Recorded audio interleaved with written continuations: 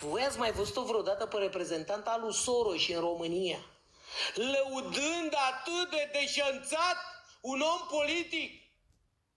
Fraților, nu vedeți? Nu înțelegeți? Trebuie să vă mai spun, să vă mai arăt? Eu cred că e pe față, totul e pe față. Ca să înțelegeți cine e șefa lui Diana Șoșoacă. Și ea vă păcălește pe voi, voi vă duceți ca necații ca oile, că Diana să fie președinte, să fie... Bă, vă dați seama cum au jucat-o cu candidatura ei?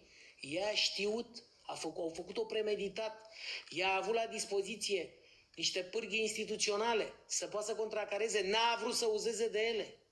Și după aia s-a victimizat și atunci s-a creat precedentul și toată lumea a zis, păi, dom'le, a întârziat candidatura lui Călige. Păi și ce, nu? Și lui Diana Șoșoacă. Deci nu e ceva nou. Se întâmplă. Adică ei... Bă, voi ați înțeles cum au gândit-o, mă? Incredibil. Incredibil. Și în schimbul, la renunțarea candidaturii la președinție, ți s-a garantat fotoliu de europarlamentar la Bruxelles. Diana Șoșoacă. Să spunem cum a intrat, cum s-au tras voturile alea, care ai stat până s-a numărat ultimul vot. Până s-au pus voturile care să te ducă pe tine și pe Lazarus în Parlamentul European. Ce să mai spunem? Că le-a pus sistemul. Câte mai trebuiau, se știe. Bagă repede. A ieșit cu 5, la limita limitelor. Că nu se știa nici până la ora 22 dacă au intrat în Parlament. Dacă au intrat în Parlamentul European, SOS-ul. S-au făcut... Alina, mulțumește-i lui Alina Pipidi, șefa ta și rețelei Soros, că ai intrat acolo. Și acolo faci circul de rigoare, dar în spate, de fapt, ești cu ei. Dar joci bine teatru, ești, îți jur, dacă nu, și eu te-am crezut. Bă, și eu te-am crezut până nu m-a trezit generalul Pufi. Pă zău dacă nu.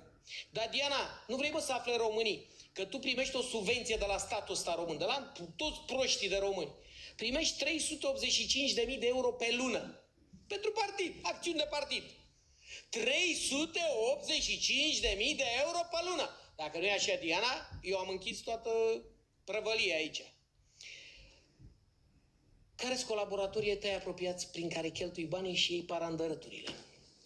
Elena Grapa!